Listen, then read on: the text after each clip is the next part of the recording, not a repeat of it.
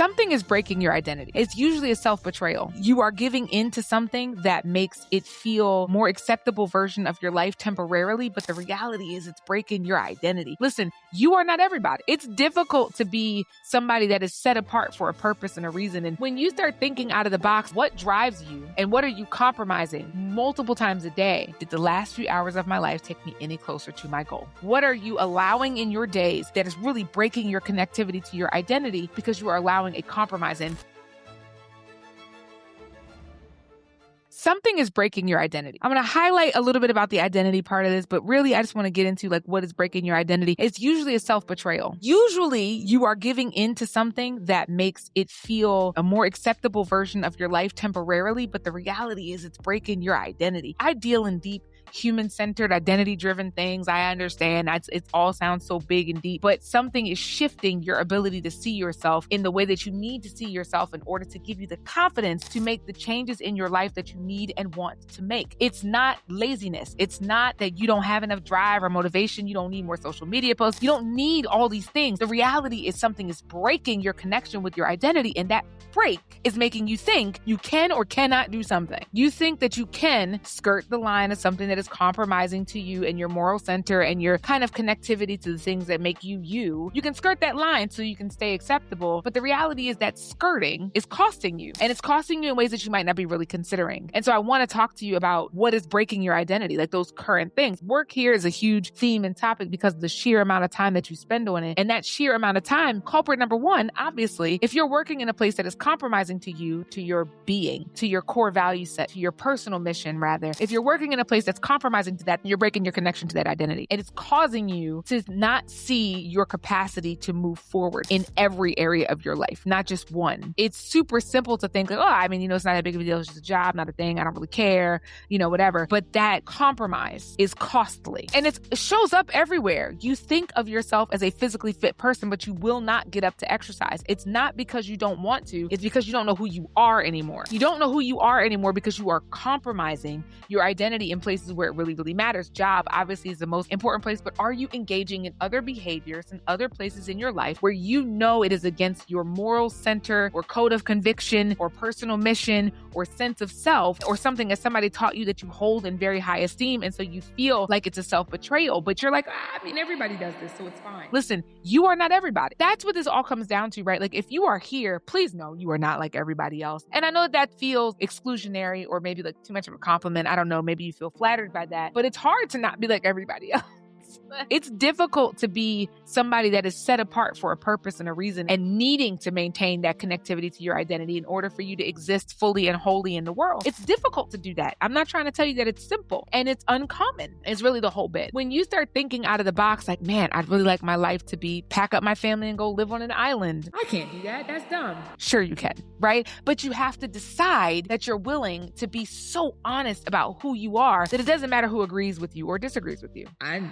Nobody agrees at first, honestly. Anybody that's ever done anything great would tell you that nobody agreed with them first. So agreement is not always the requirement. It's not always a thing. Sometimes you got to be a rebel for the benefit and cause of your own life. Work is a clear example. Physical fitness, I think, is probably the second most clear example. What about your money? What about your finance? Are you spending in ways that contradict your core value set and then trying to say, I'm just overspent a little. I just did this. I just bought this thing. We've got to stop minimizing the actions that we take that contradict who we were created to be. We have got to stop minimizing that and calling it fine. It's costing you your sense of identity, and it's causing this break in identity. And that break is really the cause of a lot of the trepidation that you're feeling and experiencing in your life. Okay, so trepidation, let me slow it down. It's the cause of a lot of the discomfort that you feel in your life. Your life does not feel comfortable because of this break in your identity. And the discomfort that you are feeling is causing you to behave in ways that create this cycle. It's a cyclical effect, really. You make one choice in an area to skirt the line of, I like to say, moral center or personal conviction or personal mission. Everybody should have a personal mission statement of things that really matter and resonate to you, right? So mine is high integrity, high accountability. These two things kind of drive the way that I move forward. And that's really more core values and like driving sets than they are the personal mission statement. I have some other things in my craw that are kind of guiding for that. But what drives you to get up every day and show up in the world, and what drives you to exist off of autopilot and to really give yourself to your day? What drives you to do that? And Whatever drives you to do that, how many times a day do you sacrifice that in favor of something else? Oh, well, I value rest. Well, how many times do you stay up late for a TV show? I mean, it's just TV, sure. But aren't you kind of betraying what you say matters to you most? Are you? Does it feel that way? Probably not. It feels probably like you're just catching up on your show. You're just binging something. I'm going to write a book by the time I'm 45. How many hours of television do you watch? And are you giving away the time that you could be writing for the purpose of catching up on your show, binging your show? I'm going to save all this money. Okay, cool. How many trips you book? And save Jack. And I'm not telling you not to take experiences. If you know me, you know that I'm getting on a plane, right? So I'm not telling you not to have experiences. I'm not telling you not to take those things seriously and to experience your life fully. I think that that's the best way to experience your life. But I am asking you, what drives you and what are you compromising multiple times a day in order to have something either now or adjacent or accepting? What are you giving up or giving into to try to have something right now? What are you kind of like saying, I mean, it doesn't have to be that whole thing. It can just be this piece of that thing. What are you compromising to get something adjacent? What are you adjusting? What are you giving into in order to kind of just go along to get along? I want to challenge you today to arrest some of this stuff. Some of this stuff doesn't have to live the way that it's been living in your life. It doesn't. You don't need 12 seances and 50,000 self-help books to get past some of these things. For some of these things, it is about declaring who you are and being that. I am someone who speaks boldly and proudly about the issues that are concerning humanity. Yeah, but my show, kind of, it's important. It's not really. I'll do sometime. Or do you go in and take it seriously? And that just becomes a decision about who you say you're going to be and then being that. That is a choice. That's not inspiration. That's not motivation. That's none of those things. Oh, I used to be an athlete. Yeah, sure. And now you're 400 pounds. I probably shouldn't say but I mean it. It's like you are identifying yourself in a way that you used to be, or maybe you aspirationally could be. And instead of being that, you're compromising that, which is affecting your sense of identity. And now you're discouraged and you don't know why. So the cycle continues. That discouragement turns into inaction. That inaction turns into more self-betrayal. Because now, as you are not creating the life that you were destined to have or believe that you could have, you're accepting a life that is less than the life that you know you actually deserve. And you know you're accepting it. You know it's less than what you deserve. So you start to dislike the life that you have. Ta-da! It all starts from that sense of identity. It all starts from knowing who you are, saying what that is, and then doing the thing every day that allows you to be more deeply connected to that thing. So do you know who you are? Do you know who you were designed to be? Can you articulate it in a sentence? Does it feel valuable for you to know the answer to this question? Who are you? Because who are you does not start with, well, I do this for a living. It's what you do for a living, but is that who you are? Who you are should be executed inside of what you do for a living. I'm deeply committed to being able to advocate on behalf of humanity for the issues that are concerning them, particularly in the area of work. I am that. I can't go somewhere and not do that. That's not a thing. I can't go somewhere and then be quiet about the issues that are concerning humanity. If I'm not able to advocate for humanity, for you, for the people that are going to work every day, that are living these lives every day, that are feeling dissatisfied because the data is telling me that dissatisfaction is high in this world and in this life, then I can't be myself, because that's what I was created to do. Do you know who you are? Do you know what you were created to do and what you were created to say and how you were created to be in this world? And what are you doing every day to betray that knowing? And then if you don't know, if you're like, I don't know. Okay, cool. What are you doing every day that you know is compromising to your moral center? Cut that out. I watch 12 hours of TV. Yeah, but in your moral center, you believe in hard work and managing time well and managing resource. You believe that. You hold on to that. And then you're giving it away to the television. In my program, Big Brain Theory, I tell people all the time, we track time for a while and we start to see the patterns that are showing up. It's like, wait, I spent X number of hours on TV this week. Ooh, child. And it's an immediate self-correction anytime you go look at your calendar and see where you spent your actual time for the course of like 2 weeks. So do that. If you're not sure, like if you know you're dissatisfied with your life, you know that part, and you might not know the rest of the stuff. You might, I don't really think I'm disconnected from my sense of identity. I know who I am. You know, you seen that meme that says, if I win the lotto, I won't tell anybody, but there will be signs. There are signs that you're disconnected from your sense of identity. 100%. There are signs that you're disconnected because you feel dissatisfied with your life. You have a list of things that you're like, I'm going to start doing this. Walking, working out, saving money, cooking more, eating out less, like whatever the things are, you say you're going to do them and then they just don't ever happen. Break with identity. The things that you say you want to do, only two things can be true. Either you don't actually want to do them or they don't actually matter to you in the way that you think they should. Because it's not, oh, I want to do this. Yeah, but maybe it's something that you just kind of think you should be doing. Right. So let's talk about this. Here are a few things that you can do right now today to adjust this scenario in your life. If you know and can acknowledge that you are feeling dissatisfied, but you don't necessarily think that you're disconnected from your identity, or you can't say with complete certainty that that's the thing that is plaguing you, I want you to go through your life for 2 weeks. Comb the data of your life. Live normally. Don't try to be some perfect version of your life. Just live normally and document every few hours. Write down what you spent the last few hours doing every day for 2 weeks. And I know this is, oh my God, that's so much. Yeah. But aren't you worth it? I mean, so you go through your life every day for 2 weeks and you, every couple of hours, like set an alarm, and every couple of hours go back and track what you've been doing for the previous several hours and ask yourself this question. Did the last few hours of my life take me any closer to my goal? 99.97645% of the time, the answer is no. The answer would be no, because we are so good at compromising our identity and calling it normalcy. And you deserve better than that. Again, advocate. You deserve better than that. And if you need some obvious things, let me give you a few. I've said a few in this video, but I want to just list them for you so that you can take this practical application and start to analyze your life and see where you are giving your identity away. 90% of people give their identity away every day to something. So here's a list. TV, cut it off, 30 days. That one I'm gonna give you for free. You know what I'm saying? When you cut the TV off for 30 days, you will start to see something. What do you reach for when there is no inherent entertainment? Now, a lot of times when I tell people to cut the TV off for 30 days, social media starts to replace that. So I'd also like to add in here social media. Not that you have to get off it entirely, but maybe you put yourself on a restriction. Maybe you're only on social media a couple of hours a week, not a day. If you have to use social media for work like I do, then, you either can outsource your social media for a while, give it 6 weeks, outsource it, see what happens, or only go in to contribute and not to consume. Or if you need to consume, because I know it personally, I do in order to monitor trends. If you need to consume